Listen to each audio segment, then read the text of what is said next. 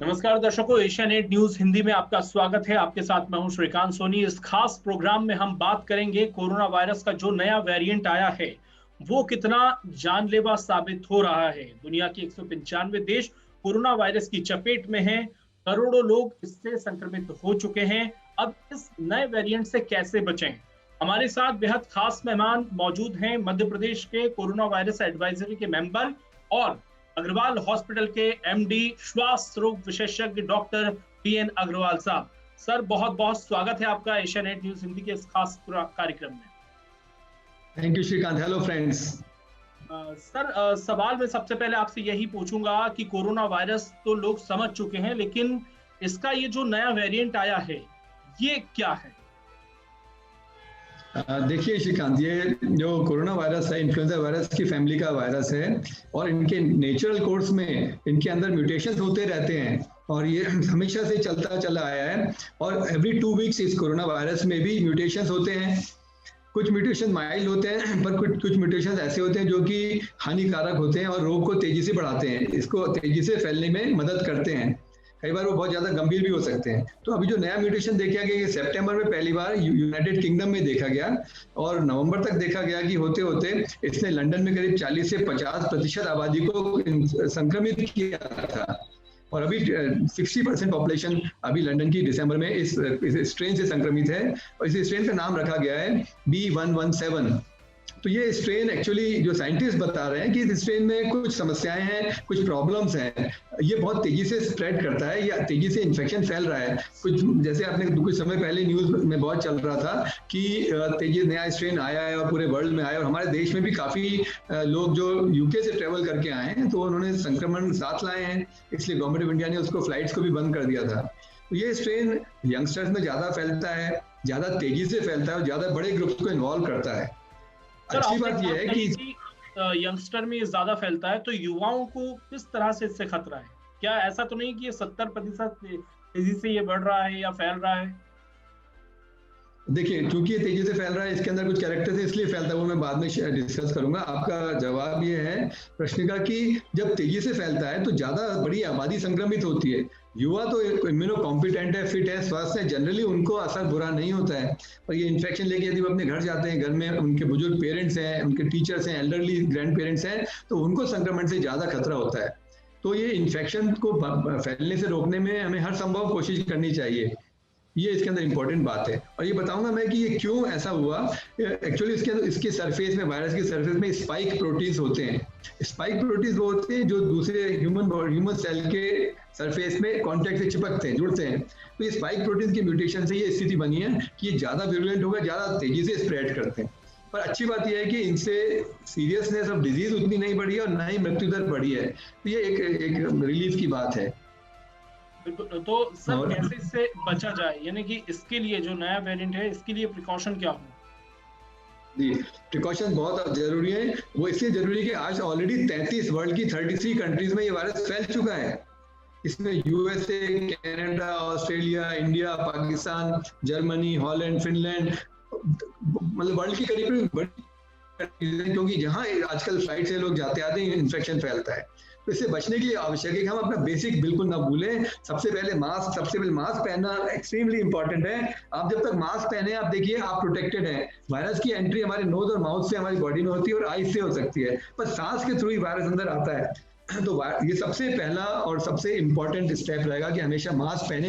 किसी भी अननोन व्यक्ति के संपर्क में आए, आपके ऊपर मास्क होना चाहिए। नंबर 2, अपने हैंड हाइजीन का पूरा ध्यान रखें। नंबर 3, सोशल डिस्टेंसिंग बना के रखना। और नंबर 4, कॉफ एटिकेट आना चाहिए। यदि कोई खांसता है तो खांसने से कई गुना ज्यादा वायरस का स्प्रेड होता है। तो सबको ये समझना पड़ेगा कि इस तरह करके आप अपने हैंड हाइजीन से कफ को रोक सकते हैं। अव्वल तो आप मास्क पहने रहेंगे तो आप देखेंगे कि स्प्रेड वैसे भी रुकेगा।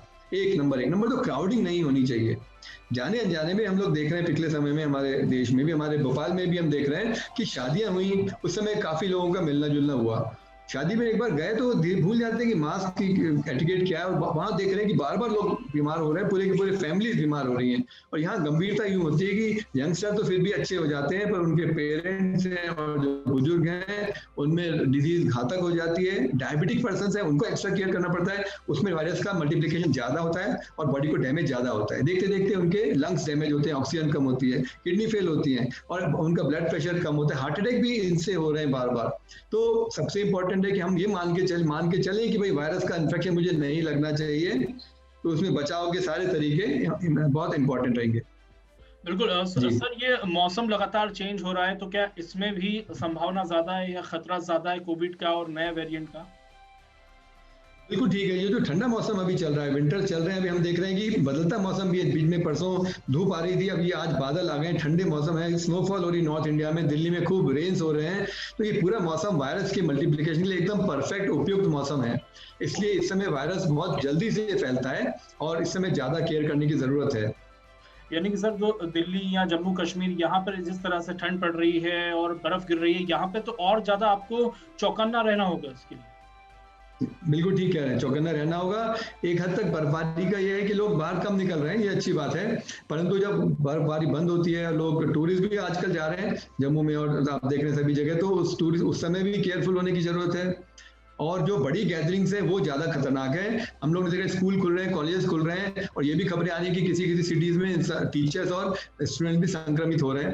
तो ऐसे में एजुकेशन तो करना ही पड़ेगा, पर संक्रमण से बचने के लिए, इन्फेक्शन से बचने के लिए एक इंडिविजुअल को, हर स्टूडेंट को, हर व्यक्ति को अपना बेसिक बातों का ध्यान रखना पड़ेगा। चाहे कुछ हो जाए, मास्क न उतरे, मास्क पहन के रखें, हैंड हाइजीन का ध्यान रखें, डिस्टेंसिंग बना के रखें। और ये याद रखना पड़ेगा कि थोड़े दिनों की बात है, देखिए वैक्सीन भी अब आ गए हैं, और ये फॉर्चुनेटली अभी तक जो इन्फॉर्मेशन है साइंटिस्ट बता रहे हैं, डॉक्टर फॉसी जो अमेरिका के CDC के जो उनके एडवाइजर है गवर्नमेंट के, उनका भी यही कहना है कि ये वैक्सीन ऐसा मोस्टली ये नया वेरिएंट भी इस वैक्सीन के इफेक्ट में इन्वॉल्व अच्छा रहेगा, उसके ऊपर अच्छा असर पड़ेगा।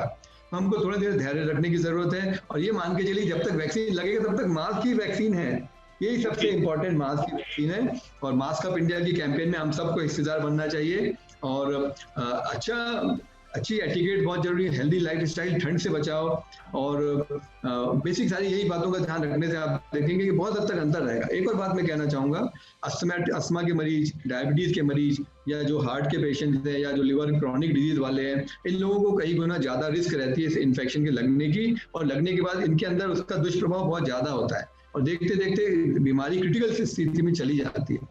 तो पहली बात तो यह है कि किसी को भी थोड़े भी सिम्टम्स आए तो उसको इग्नोर ना करें। बुखार अगर किसी भी कारण से आता है तो इसका मतलब है कि आज के समय में ऑलमोस्ट सारे बुखार जो इन्फेक्शन है वायरस के ही हो रहे हैं और कोरोना के ही हो रहे हैं। तो इमीडिएटली अपने पास के गवर्नमेंट डिस्पेंसरी में जाएं, हॉस्पिटल में जाएं, अपना चेकअप करवाएं, और जब हुआ तो साथ में। बिल्कुल सर, आपने एक अहम बात बोली आज की, जो भी फीवर वाले मरीज आ रहे हैं, जो भी जिनको भी बुखार हो रहा है, वो ज्यादातर कोविड का ही हो रहा है। तो ऐसे वो क्या लक्षण हो कि वो पहचाने और तुरंत डॉक्टर से संपर्क करें, आपके पास आए? जो बहुत बेसिक लक्षण है वो, उसमें सबसे इंपॉर्टेंट बुखार, भूख नहीं लगना, थकान होना, बॉडी एक होना, खांसी आना, खांसी के बाउट्स आते हैं, और चेस्ट में डिफिकल्टी होना, भारीपन होना, और सांस में तकलीफ होना, ये मुख्य हैं। पर फिर भी हम लोग देख रहे हैं कि थोड़ा बुखार आता है तो लोग जल्दी से क्रोसिन खा लेते हैं, फिर बुखार कम हो जाता है, 2-3 दिन तक ऐसा चलता है, परंतु फिर वो समझते हैं कि मैं ठीक हो गया हूँ। पर बार बार ये चेतावनी है कि यदि आपको बुखार आया तो उसका मतलब है कि ये मामला गंभीर हो सकता है, और बुखार उसके लिए त्वरित जांच करना आवश्यक होता है। ब्लड टेस्ट से पता चलता है। अपने ऑक्सीजन लेवल का आप ध्यान रखें, अपना रेस्पिरेटरी रेट का ध्यान रखें। आप देखें बुखार तो नहीं आ रहा, बुखार तो हर व्यक्ति घर में देख ही सकता है। ऐसे में अधिकतर हम देख रहे हैं कि समस्या रहती है।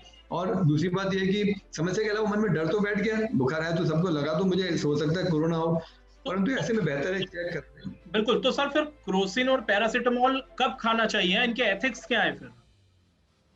देखिए, क्रोसिन और पैरासीटामोल यदि तेज बुखार है तो आप जरूर गोली खाएं, परंतु साथ साथ चेकअप कराने जरूर चाहिए, उसको इग्नोर मत करिए। जी बिल्कुल। और सर, आप भी फ्रंट लाइन कोरोना वॉरियर्स हैं।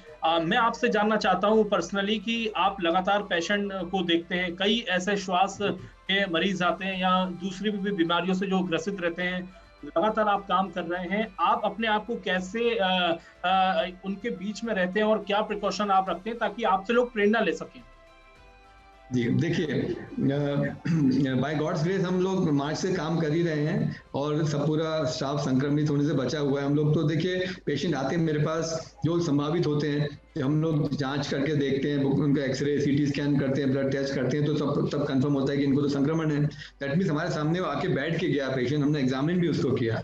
तो इसका मतलब है कि हम लोग हर बार हर व्यक्ति को मान के चलते हैं कि ये संक्रमित हो सकता है। आप चांस किसी के साथ भी नहीं ले सकते, लक्षण हो या नहीं हो। और दूसरी बात है कि बहुत इंपॉर्टेंट है कि मैं तो जनरली ट्रिपल लेयर के 2 मास्क पहनता हूँ या 19 एक से 2 प्रोटेक्शन भला, आप खुद देख सकते हैं 2 पहनेंगे तो और एक्स्ट्रा लेयर ऑफ प्रोटेक्शन मिलेगा। बार बार हैंड हाइजीन का ध्यान रखते हैं हम लोग। किसी भी हमारे पास सारे पेशेंट जो आते हैं वो उनको 2 मास्क पहना के हम अपने सामने बिठाते हैं, क्योंकि दोनों लेवल उससे प्रोटेक्शन, उस पेशेंट से हमारा स्टाफ संक्रमित नहीं होगा, दूसरे पेशेंट भी संक्रमित नहीं होंगे। तो सबसे पहले मास्क इंपॉर्टेंट होता है। जो ज्यादा खांसता है हम उसको बाहर अलग से रूम रखा है वहां पर ही बिठाते हैं, उसको बाकी लोगों के बीच में मिंगल नहीं होने देते हैं।